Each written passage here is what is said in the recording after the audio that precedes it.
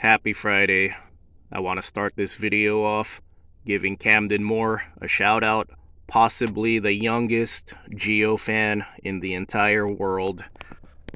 I wanted to show you my brochure, but I couldn't find it, so here's a few other things I could show you. My die-cast Geo tracker, white, like the one I drive.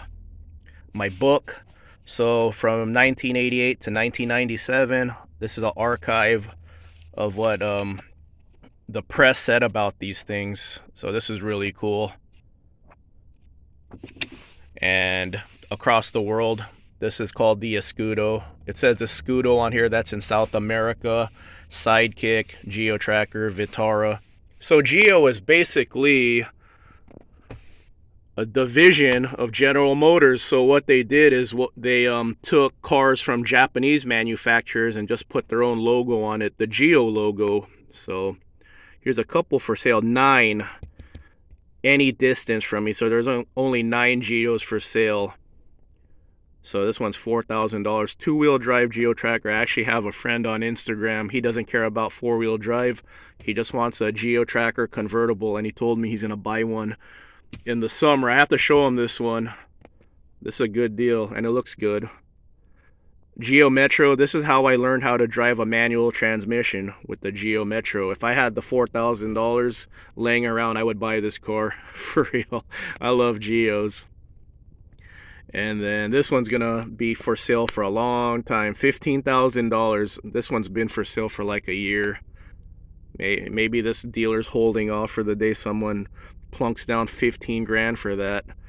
And then there's your joke Geo Prism. The Geo Prism is a Toyota Corolla. There's 2 of them, a 97 and a 1990. That's actually a good deal, 7 compared to the 1990 one. But maybe some people are more nostalgic for the older body. So there you go. This one's sponsored, so we see it again. So yeah, that's it. That's all the Geos for sale. So that one's for you, Camden Moore. Okay, so tonight I'm going on a road trip. So I have my bed set up. So from the Lone Pine meet, I learned a valuable lesson. That was my first time experiencing 20-degree weather, and it was cold.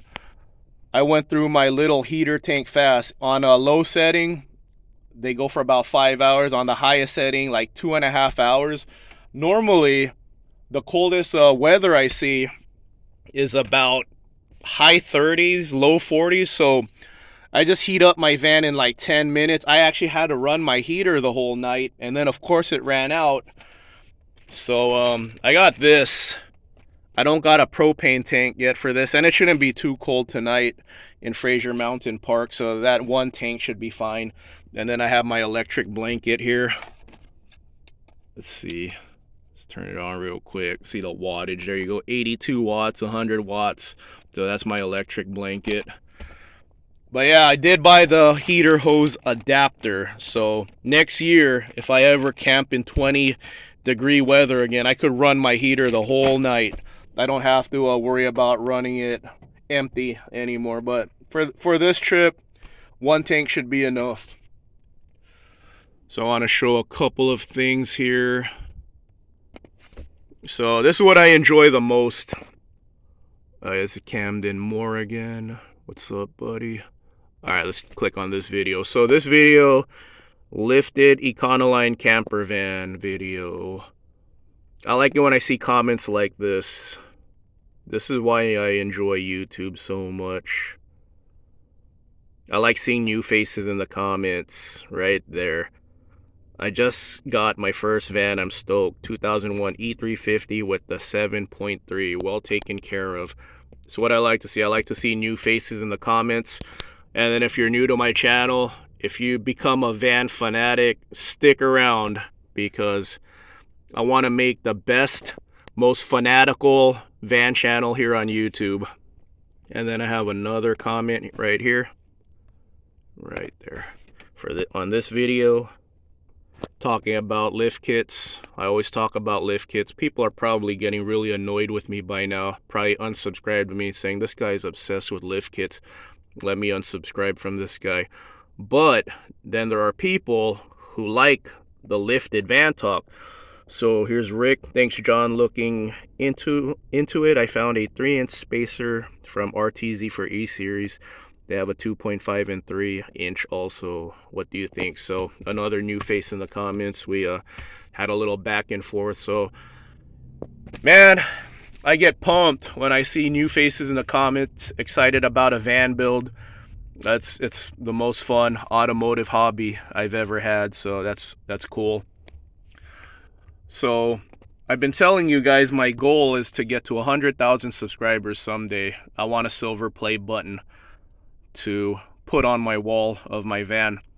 And part of reaching a goal is mapping everything out. So I was looking at U-Joint's YouTube channel, and they have almost 24,000 subscribers. So I'm looking at it like this.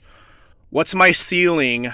I mean, I talk about a lot of other different cars, but looking at my own channel, I have to ask myself, what's my ceiling? How far could I get talking about lifted full-size vans? Right now, I'm at, turn off my tracker, I'm at 9,200, almost 9,300 subscribers. So I'm looking at that and say, okay, my ceiling, if I get as far as U-Joint on the subscriptions, I'm going to get up to around 20,000. And I always said 20,000 is my next goal.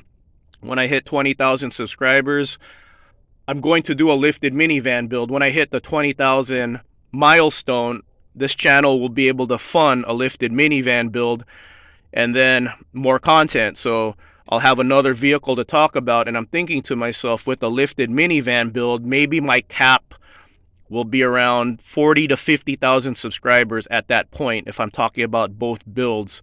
So that's how I'm mapping out my goal right now. The van is topped off on fuel, only 8 miles on this current tank, ready for tonight's road trip. 134,503 miles. If you got Econoline, what's your miles at right now? This one's for you, Camden. Driving the tracker to work today. I just hit 100,000 miles for a 1992 vehicle. So yeah, that's how I do it. I always top my van off, leave it topped off, and then when I get home, shower, hit the road. Tonight I like driving at night, so to keep my van topped off, driving the tracker today, as always, I have the club on it.